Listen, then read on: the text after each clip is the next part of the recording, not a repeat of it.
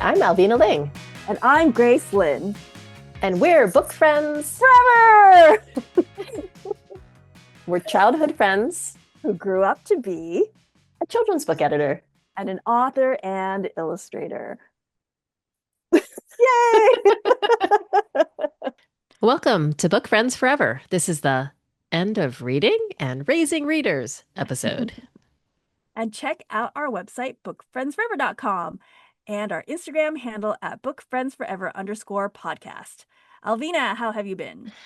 I've been good. It's funny because I was like, what have I done? I don't know. I think at our last recording, did I mention that Balin had gone home? Mm-hmm. Right. So, but we still have Quinn. And so we've been, having adventures with her. We took her to Coney Island on Sunday, which is her happy place. We were going to go on Saturday, but Saturday was rainy, so we went Sunday instead, and it was so much fun. Because we did the beach first, just for a little bit, and then we did all the rides, and I did some of the roller coasters with her. But I have come to the realization that I have a limit when it comes to those rides. I enjoy them, but I can't do the really spinny ones. So I can just do like the roller coasters. But even the ones that go upside down now, I feel like make me a little bit dizzy and nauseated. So I feel like it was a nice balance. Because she went out by herself for maybe half of the rides, and I went with her on the other ones. But she was perfectly happy to go by herself. Like we went on a couple, and she said, I want to go again. And I said, okay, you can go again. And then Steve and I would watch. And then she made friends on two of the rides where when she came around and I was taking a video, she was like sitting with another kid. And then at the end of the day, she made friends with these brother and sister duo, and they wanted to run around and go on all the rides together. And that was really, Oh, really fun. sweet. It's so interesting Um, how she's so different from her twin. Yeah, wow. There's just thunder here. Oh, Thunder. really? It's a big storm, so let's hope the electricity doesn't go out. Balin is social. Like he has a lot of friends. But yes, he's not as extroverted. But yes, he is a little. I mean, he is just more of a homebody than she is. But I will say, like, she is starting to. We were supposed to have her for the whole month, but then we had decided, okay, it was going to be 3 weeks because the younger twin's birthday is on the Uh-huh. 26th, and or that somewhere around there. So she was going to go home for that, and then now we've decided that she'll go home on Sunday because I mean, I've never been away from home for this long when I was 12. Uh-huh. Yeah. So I was actually surprised that at first she was like, no, I want to stay for the whole month. But then, like we kind of felt like maybe she was starting to miss home because she started Mhm. calling more. She asked to see Daisy, their dog. And like, I, Mhm. I think maybe she's getting ready to go. Yeah, So, yeah. but it's been fun. We still have more adventures planned. So, Nice. yeah. Last week though, Stephen and we had already, a long time ago, had bought tickets to see Paul Simon out in Oh, Forest wow. Hills. Uh-huh. So we actually had Tracy and Kirk's daughter Violet come and stay Oh. with Quinn, and Quinn loves Violet, so she was very excited. Um, but it was just kind of funny though, just to remember that I used to babysit Violet, and now Violet is old enough to not that she's babysitting, but Yeah. um, yeah. Uh, Kids, they grow up so quickly. But the Paul Simon concert was really great. It just felt really special. It was in Queens, and every time he mentioned something about New York, that everyone cheered. So that was lovely. And yeah, and then tomorrow's my birthday, so I'm I taking the day know. off. Happy We were birthday. gonna go. I'd never been to the cloisters, so we were Uh-huh. thinking about going up there, but it's gonna be super, super hot. And actually, now the air quality is really bad. Mhm. So I think we're gonna just do the Met, Oh, nice. and then we got tickets to see the Odyssey. Um, Oh. so we'll be inside, and um, but I mean, I'm actually really excited to see that movie, and Steven's been wanting to see it, so. I ordered Garrett's graphic novel, the new Oh, but yeah, yeah. I just got notified that it was in, but I haven't picked it Uh-huh. up yet. But I guess Do they I'll stop? read it after the movie. did I say how Allison and Gareth stopped by here? I can't remember. Like Oh, I don't know. A he stopped baby by here a on the while way ago. someplace, and he showed he showed his proofs or printouts of a the Iliad, the Odyssey, the Aeneid, right? Am I An pronouncing that Aeneid? right? Aeneid? Aeneid. Sorry, Yeah. I'm saying it correct. I only see it like printed. Like, how do you pronounce that? Okay, the say it again. The Aeneid? Aeneid. Okay, so he's just finished that, and that it looks spectacular. That's exciting. I guess the only other thing I'll mention, which we'll talk about more a little bit later, is that last Thursday was Hachette Book Group's Raising Readers Day, and basically it was a day for us to volunteer with various literacy organizations that have partnered with us on this Mhm. Raising Readers initiative, which I've talked about. So I went in the morning and I volunteered with Reach Out and Read, which Mm. is Yeah, yeah. weren't we on their podcast? Anyway, Yes, yes, they're it's awesome. the Uh-huh. organization that gets books into doctors' offices. Hmm. And so I went into Bellevue, which is, which I found out was the oldest public hospital in the nation, and it is actually older than the United States itself. So I guess Wow. the United States just celebrated its 250th birthday, and Bellevue, I think they said it was 290 years old, which is Wow. pretty incredible. That's cool. But what was really great is that, so, they gave us a tour and they showed us how it works. And there was this cabinet that had all like stacks of free books that they give to the children at their appointments, like 1 month, two, and they're all labeled by month. And they said that they use it at the beginning of the appointment. So, and they kind of use it to help evaluate the child. So, they'll give them the book and they'll just kind of watch to see how the child interacts with the book. Hmm. And then they also use it as a learning moment to talk to the parent about how important reading is and how important it is Yeah. for the child to hear their parent's voice and to interact with them. And, Hmm. you know, so there are a couple doctors that came and, they had some questions and one said, "Oh, do we have any books in Hindi?" And the organizer said, "No, we don't." But she's like, "But this is a great opportunity to tell them about their local library because the library, if they don't have any books in Hindi at that location, they can order it." And, Hmm. so this is a good opportunity. So I thought, oh, that's really wonderful that they're kind of incorporating books and literacy into the doctor's Yeah. appointment. I love how they're trying to teach them how to read the book. I remember like um watching that watching Melania Trump read to a group of kids, right? And it was so sad because like she was reading it like this and like she was just like reading like not showing the pictures or anything and the kids were obviously so bored. And it made me feel so sad for her because I realized, oh, No she one has has read to her, probably, never right? been read to. Yeah, nobody has read to her. She has never seen anybody read to a child before. Yeah. It's such a basic like even if you can't read it like from the side, you can be like, and here's the picture. Like it's just like it didn't even occur to her that that's the That's way so to read. sad. And I was like, if she's like that, there's probably a lot of people like that, a lot of parents who just don't know. Yeah. And like, I think it's really, I hope that part of the things that they tell them about teaching, like hearing your voice is like kind of showing Yeah. them how to like read to a They kid, you they know? definitely do that and they give tips and then as part of the volunteering is afterwards we went and we read books one-on-one with kids in Oh, the waiting room. So, I got a small stack of books and I mhm. went around and I found kids and I probably read to 4 or 5 different kids. Aw, And it was sweet. sweet because, some of them said yes right away and then some were a little more shy or reluctant or, maybe they're on a device and then you have to kind of Yeah, like really yeah. convince them. And there was this one boy who, said no at first, but then I persisted and then he agreed. I think I basically just sat down next to him and opened a book and then he got engaged.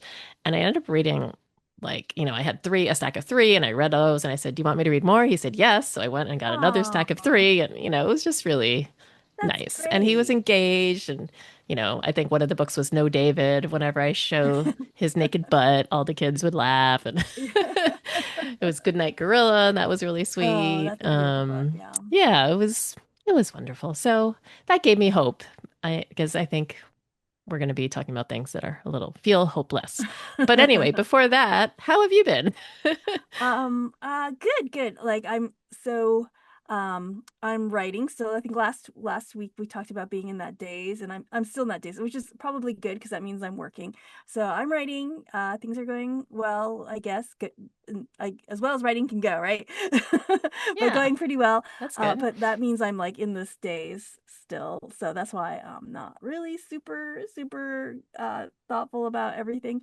But before, so Hazel is at Girl Scout camp this week. And so she is not, she's there until Friday. So before she left, we went blueberry picking, which was so much fun.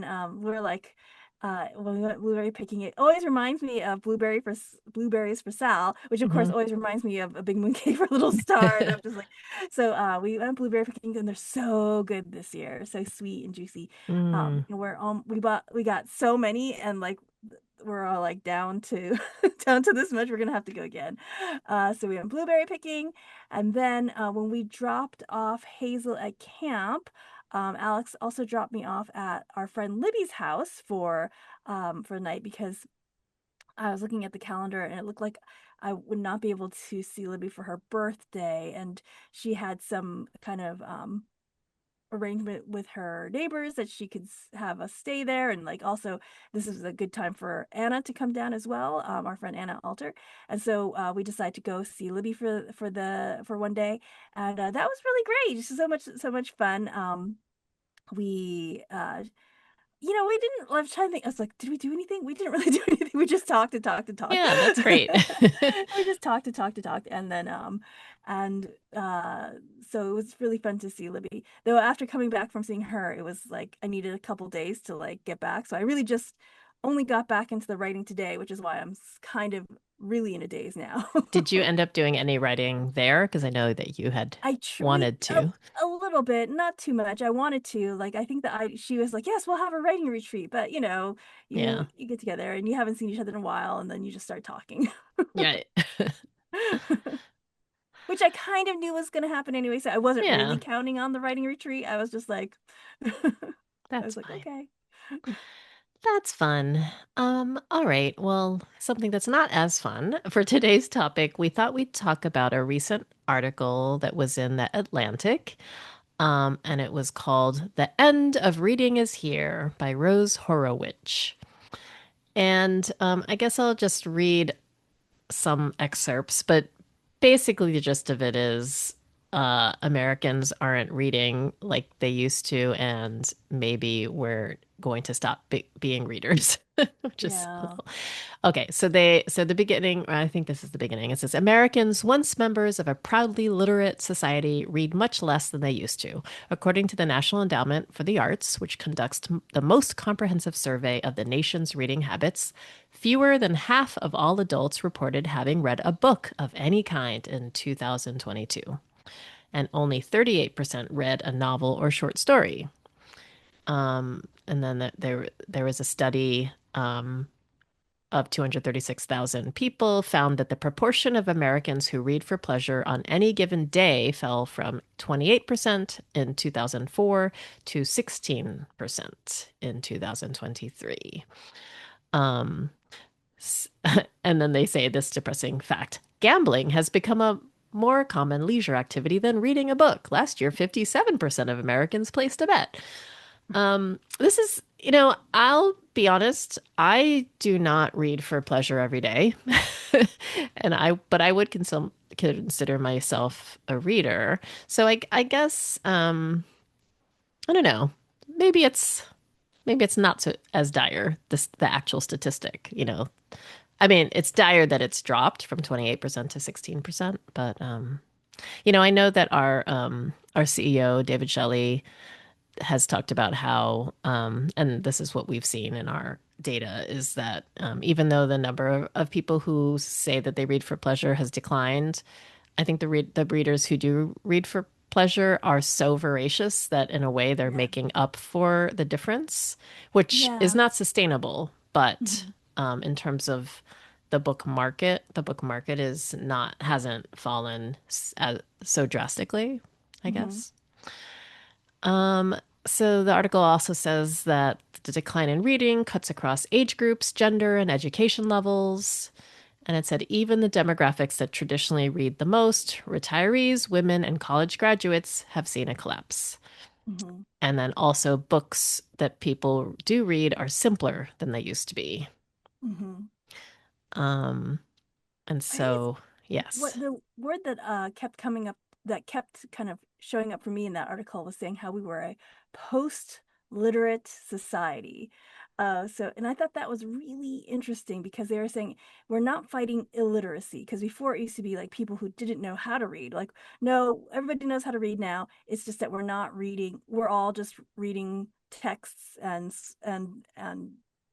tweets and Right. things like that. Like, we're all reading now, but we're reading more than ever, but we're not reading Well, books. We're I not reading think long that's, form. yeah, it's true, but it's not true because they also, I think it was this in this article that they talked about how, instead, like, so for example, Twitter used to be very popular, but now it's Instagram and now it's a lot of, and TikTok. So it's photographs That's true. and videos are more popular. And then they also talk about texting and how people have moved away. Some people have moved away from text-based texting and they're sending voice memos to each other. Oh yeah, that's true. Yes, I remember So that part too. that's a little depressing that not even on social media or texting are people actually reading. That's true.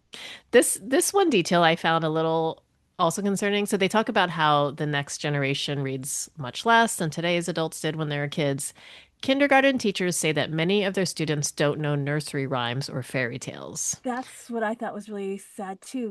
What I found so depressing about that is like the we all kind of had of a like the nursery rhymes and the fairy tales is kind of like a common foundation. So the Yeah, books you read were like, oh, like it kind of was like it's just like Cinderella, or just like it's just like Goldilocks. But then like, oh, they don't know that. Like they don't even know that it's building off of something. right. So I mentioned that we're going to go see the Odyssey, the movie tomorrow, and I Mhm. asked Quinn, do you know the Greek gods? And she said yes. So I think maybe she's learned about that in school or something, but Mhm. I wonder if that's something similar that is, although Percy Jackson, I think, has helped maybe Yeah. maintain that for a certain set of kids. Yeah. Um, but yeah, it just says that the older a child gets, the less they like to read, which is really sad. Yeah. Um, let's see. And then the article also talks about shrinking attention spans, which we've talked about on this podcast before, um, and how I was talking about this with my cousins actually at the family reunion because some of my cousins are teachers, and someone mentioned that study that showed that they cite here. A 2025 survey found that most middle and high school English teachers assigned 0 to 4 books a year, Yeah. which my cousin she's a homeschooler, she had assigned, I think she said she assigned 8 books or maybe it was 10, and some of Mhm. the parents kind of rebelled and said, "Oh my gosh, that's way too many," which she thought that's not. Um, but I think there is has been a backlash to that. So I mean I think that's my only piece of hope, which honestly this article didn't have a lot of hope You know, in it was it. really depressing. Yeah, like the very last line said it was basically, I guess it was a kind of a call to action a little bit, but it said, the very end said, but the threat of apathy remains. What we're losing is the ability and inclination to read those texts. An astonishing wealth of information and wisdom has been bequeathed to us. What we'll do with this inheritance is up to us. I guess it kind of is a call to I action. know. It's just, I mean, because the article just talks about how our brains have changed. And Yeah. so what was interesting is they included, I think it was the opening to some classic book. And they also included some letters that soldiers would write to their Yeah. loved ones, and they're so sophisticated sounding. And I Hmm. think they said that that's like Shakespearean and how we Yeah. used to write letters to each other. And that's just, I mean, I see it in my own, like I do write in a journal every morning, Hmm. but it's like my morning pages. So I'm not. I'm not trying to sound sophisticated, but even as I'm writing, I'm like, wow, I sound really, really juvenile when I'm writing. Like I still sound like I did when I was 10 Uh-huh. and writing in my journals is how I feel. And Uh-huh. I mean, maybe it's appropriate because I do work in children's books, but um, I do feel like we are losing the ability to really understand text. Yeah. When our friend Alex was here, she's a professor at Emerson, and she said she was talking about how she caught one of her students using AI, and he ended up getting an F in her class. And he got really upset because he said that he only used AI to summarize the reading that she assigned. He didn't use it for anything else. But Hmm. she said, I assigned the reading and you have to read the reading Yeah. and so he had failed or he didn't do well on the Uh-huh. tests. So because he said, well, I don't know. Basically he didn't have a good argument, Uh-huh. but he was kind of outraged. He said, Uh-huh. but there's no one can read, that much, which is not true because Uh-huh. I think, but it's interesting that I think some young people they just can't even fathom. Like I think maybe some kids would not be able to fathom that. Oh, we used to read like I mean I like summer reading, for example. Like didn't we used to have to read like 3 to 5 books on the summer reading list? I don't I could think remember. kids now they're only reading one book, which Yeah. is fine, but I just feel like the more out of practice people get, the less they're able, to read. And then the more they read, the more they do enjoy to read. So, Yeah, well, they were talking about the excerpts for that they're teaching in schools instead of the whole books, and I remember that that was Hazel's big annoyance. I remember not so much this year, or it was like maybe it was last year or the year before, and I was asking her her favorite topics and her least favorite subjects, and she's like, probably English is my least favorite, and I was like, really? And I was like, but you love reading and stuff. She's like, yeah, but we just read these like packets. She's like, we don't read any books. I oh, was like, oh. Um, but that changed this year because they were reading and this year it was really cool because they have sections and her section was reading To Kill a Mockingbird. I might have told this story already, and her friend's section was reading Animal Farm, and so she was so curious about what her friends were talking about that she went out and read Animal Farm by herself, like, hmm, and then she wanted me to read it, which I bought, but I forgot to read because I kept I was getting it mixed up with 1984. right, yeah. And I I was mean, like, oh, and I hate the part at the end with was it snakes? I can't remember, like the rats, the end of the rats. And she's like, the rats? And because he betrays her and all the rats, she's like, that's not Animal Farm. I'm like, oh, sorry. that's funny. Yeah, I mean, yeah, I do. At least Hazel does read a lot, Well, I right? was asking her because she does read a lot and she's very picky about she doesn't want to read she's at that age where she doesn't want to read kids books anymore, right? Mm, yeah. And I was like, but Boo. I know. And I was just like, what? But like she wants to read Murderbot. She wants to, she wants to read like the Bible. I think there's a little part of her that also wants to look like she's reading sophisticated stuff. Um, and the most recent book that she had me buy for her is a book called like Humble Pie and Other Disasters or something like that. And I'd never heard of it before. And I was like, where'd you hear this book? Why'd you get it? And I was thinking she was going to say something online. She's like, oh, it was on my math teacher's desk. And I Hmm. was like, oh. And she's like, yeah, that's how I find my books now is like, I see what my teachers are reading. Oh, And I thought interesting. that was kind of interesting. And it kind of showed me like, I think we do have to do the raising readers, but I also think we have to trickle down too, as well as rise up. Like if we could get the adults to put down their phones and read a bit, like I feel like that would go a long way to getting the kids to read a bit too. So I Yeah, guess, 100%. I mean, I'm glad Hazel's teachers have books on their desks for, yeah, yeah. for her to want to And read. yes, and like it was just, and we got the book and we had to special order it, and as soon as we got it, she was like in it, like right away. Um, Oh, It's that's like a exciting. nonfiction book. I haven't read it. She took it with her to camp, but the flap copy was like the perfect book for any book for anyone who says about math, like, when am I ever going to use this in real life? Mm. So I was like, okay. Ooh, maybe I need that. Yeah, like, so to show like when you're going to need these things in real life. So um so I was like, okay, sounds good. Um but yeah, I guess in some ways I think that's um where Mac Barnett did have a good point about his um platform for being the ambassador of children's literature, because he was like really, he's like, I want to talk to the adults, I want to talk to the adults. And part of me was like, oh, that's your children's literature, but you you should want to talk to kids too, which I'm sure he does.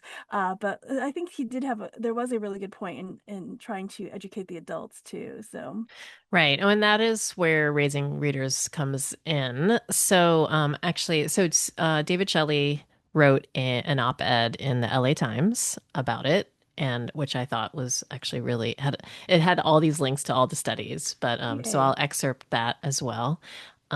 So early on, he says, reading for pleasure as a child is the factor that studies show is more closely correlated with future success than anything else, even Mm, more than family background, wealth, schooling, or peer group.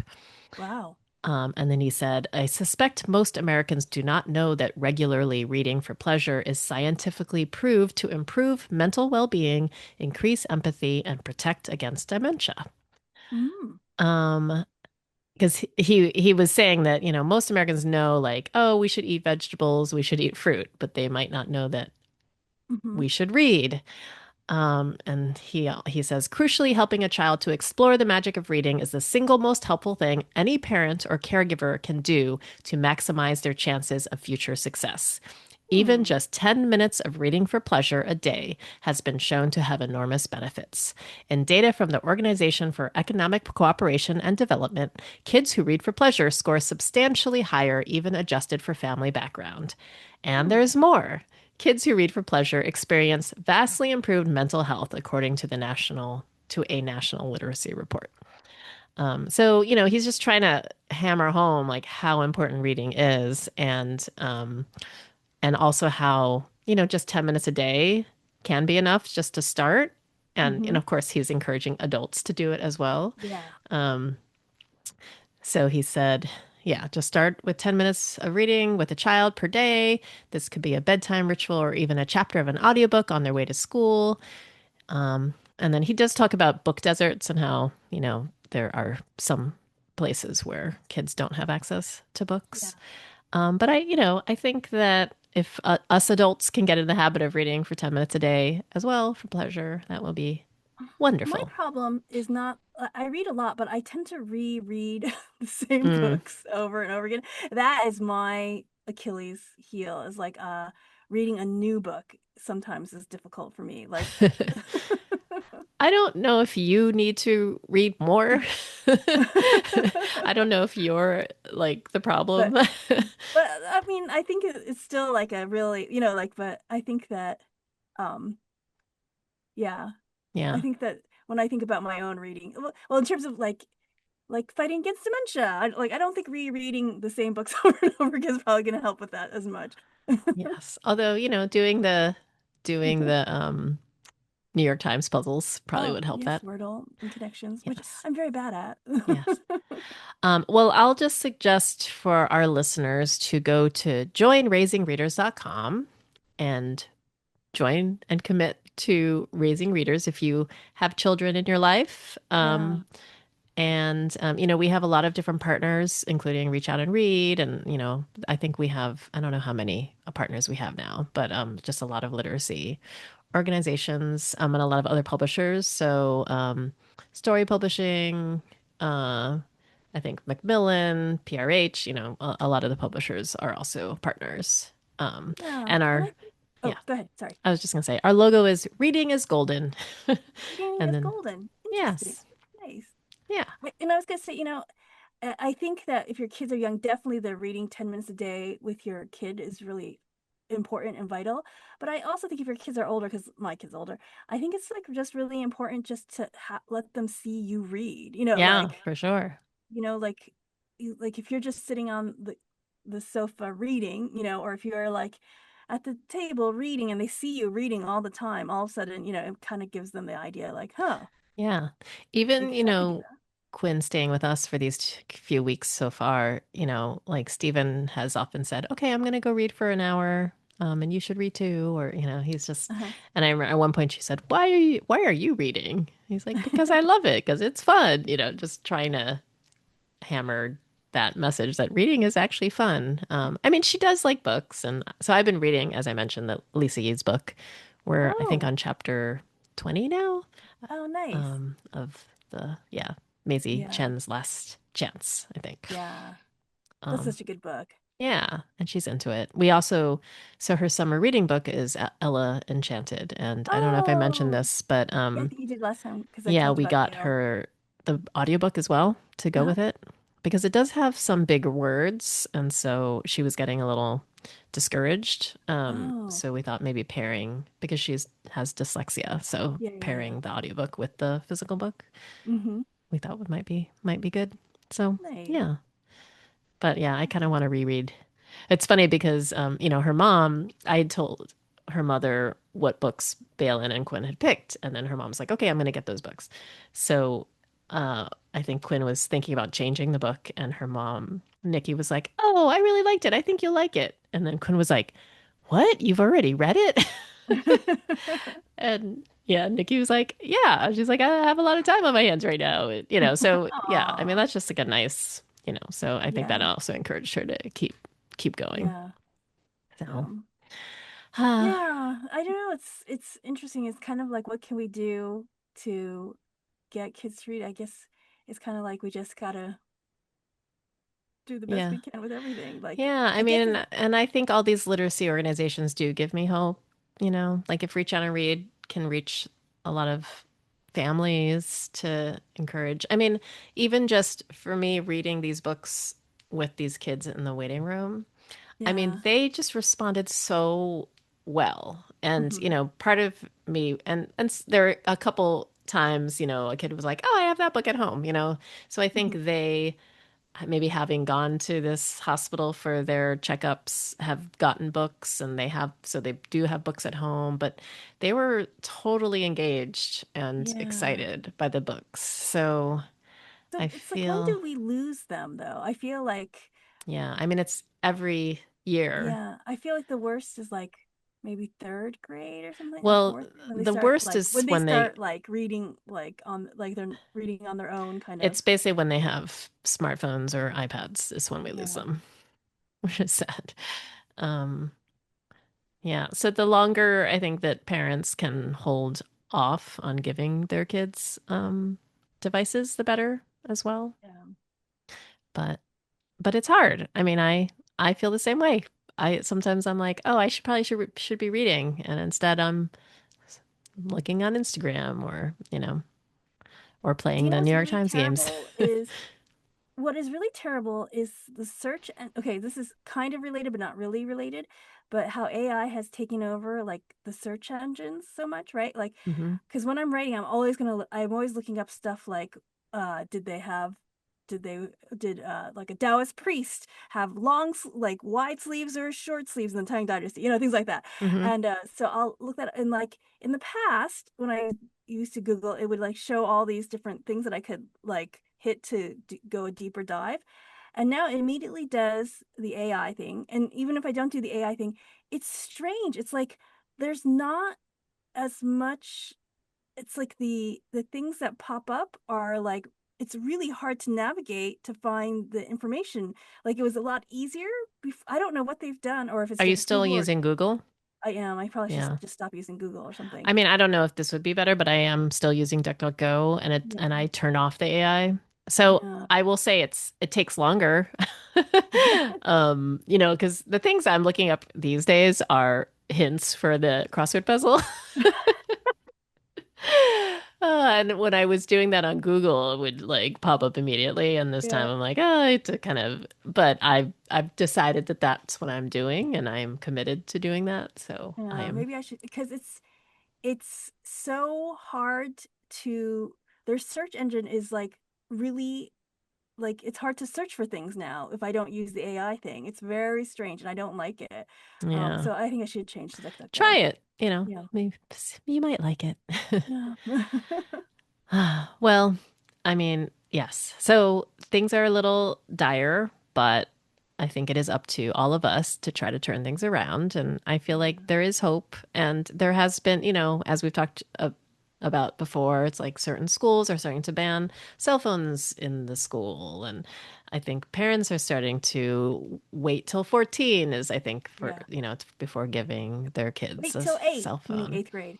Yeah. And So, which we did, honestly, and I think it worked out really well for us. So, that's a plug for anybody with small kids.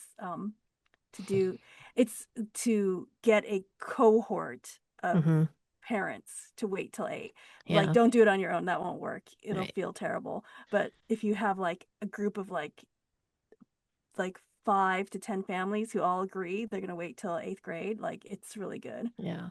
And I feel like if kids love reading, even if they stop reading as much for pleasure in high school, I feel like if they love reading through middle grade, Uh-huh. aged books, I think there's more hope for them to become readers when they're adults.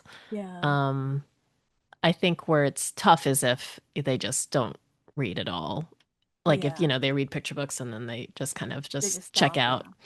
I think that would be hard to get them back. But Yeah. yeah. So that's why I think yeah, wait till 8. Wait till 8th grade is a Yeah. good thing. Yeah. All right. Ah. All right. So we'll move on to some more lighthearted, funner fare for our fortune cookie segment. Yes. And we just thought we'd talk about some favorite summer treats. So, what is your favorite popsicle flavor? I like this. I felt like we did something lighthearted too. I love. I think my favorite is cherry flavored popsicles. I don't know why. I've always loved the red color of like even like Mm, Starburst and like I always like cherry's my favorite, and it's always because that it was that bright red. And even when it's not even now, sometimes I'll think about things that I used to say were my favorite because they were cherry and how it doesn't really taste like cherry, but I still liked it just because I was like the idea of it being cherry that I liked. But so I like cherry flavored popsicles, especially the ones that really taste like cherry because now they have like the all natural oh like yeah.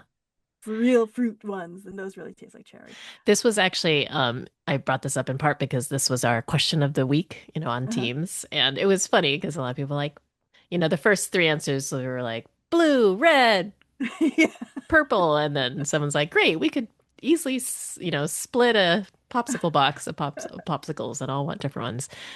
But I said creamsicle, which is not in Mm. the standard, I guess, Oh, popsicle fudgesicles are good box. too. Ooh, I like fudgesicles too. But yeah, I kind of like creamy. But I guess if I were sticking to straight colors, I tend to be drawn to the grape, to the purple grape or Really? blueberry-ish kind of flavor. Yes. It's funny because when Hazel was little, she always liked yellow or orange. It was like she Mm, always wanted the orange one or the lemon one. And I just think that's so interesting because when I was younger, those were like my least favorite yeah. Yeah, flavors. definitely, there were some people who said orange. A lot of people said orange. I guess creamsicle Really? is orange and Yes. cream. Okay, Hmm. we have talked about this before, but that's okay. What is your favorite ice cream flavor? Okay, well, I think when we asked about this a long time ago, I said peppermint stick was my favorite, and I still like peppermint stick, but recently I've been really into like cherry chocolate chip, Mm, like Cherry Garcia. I don't know why. It's just maybe because I ate it a lot when I was in college, and like eating it again kind of like gives me this happy feeling. So right now my favorite is cherry chocolate chip, but I still love peppermint stick and mint chocolate chip. mm. How about you? Well, I probably said strawberry last time because that is classically my favorite flavor. I think I've also mentioned this before because I actually still have a pint in my freezer right now is the Haagen-Dazs coconut and pineapple Mm. ice cream. Ooh, have you But tried it with the actually, coconut cake?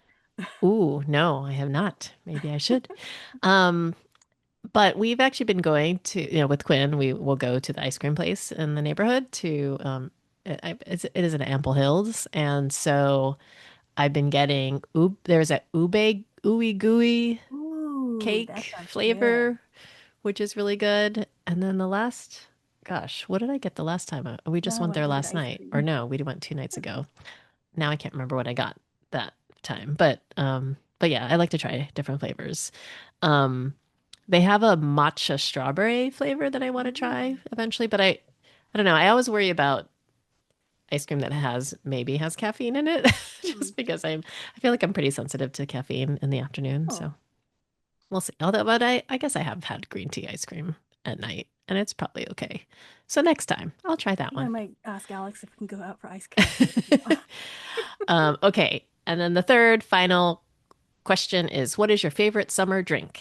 Okay, so my favorite summer drink is a taro uh, milk tea boba slushy. Is that the right way of saying it? Slushy Yeah, taro boba. I maybe don't that sounds good. know. But so good when they make it slushy and sweet. Mm. How Well, about you? I thought of an alcoholic drink, but when we started going to, happy hour on Fridays, and this one place had a watermelon spritz, and it was Mm. so refreshing and delicious. So I'm gonna say that. But I do think like spritzes in general are really great summer drinks, like Aperol spritzes. But yeah, yay. Yay.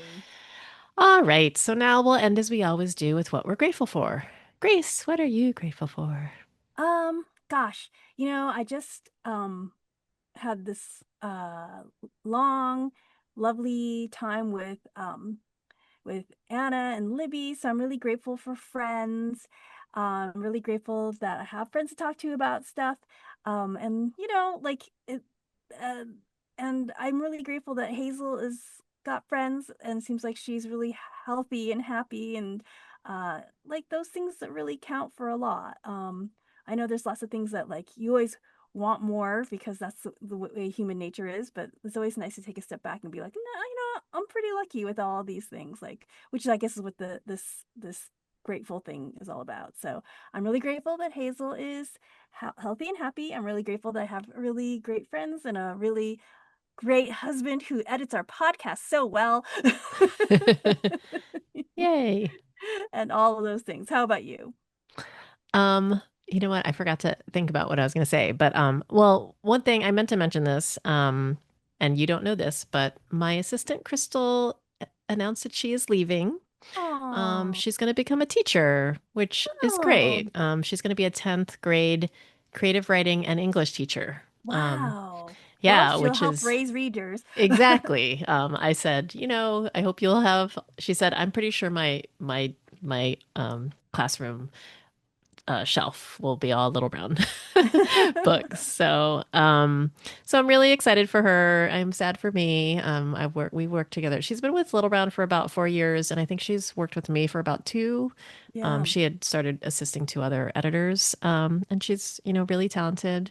But I think, in part, so she also just got engaged, so that's very exciting for her. Oh, But her congratulations. fiance is also a teacher. And so Oh, I think they're oh, like planning their future, right? yeah. She's They can like, have their they want summers to off travel in the together. summer Yeah. That's nice. and they're going to be in the same, they're not at the same school, but they're in the same school Hmm. district and it's in New Jersey. She lives in New Jersey, so she doesn't have to commute. And so I think it's a great, next step for her. Hmm. And she's a writer, so who knows? Maybe she will write some books in the future. Yeah.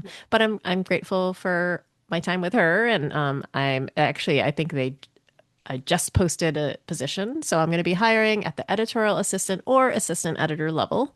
So I'm Hmm. interested to see who is out there, what talented and passionate young or old people who just want to break into publishing Yeah. and work with me on Alvina Ling books. Yay. So I'm excited to see. So Crystal's with me to the end of the month.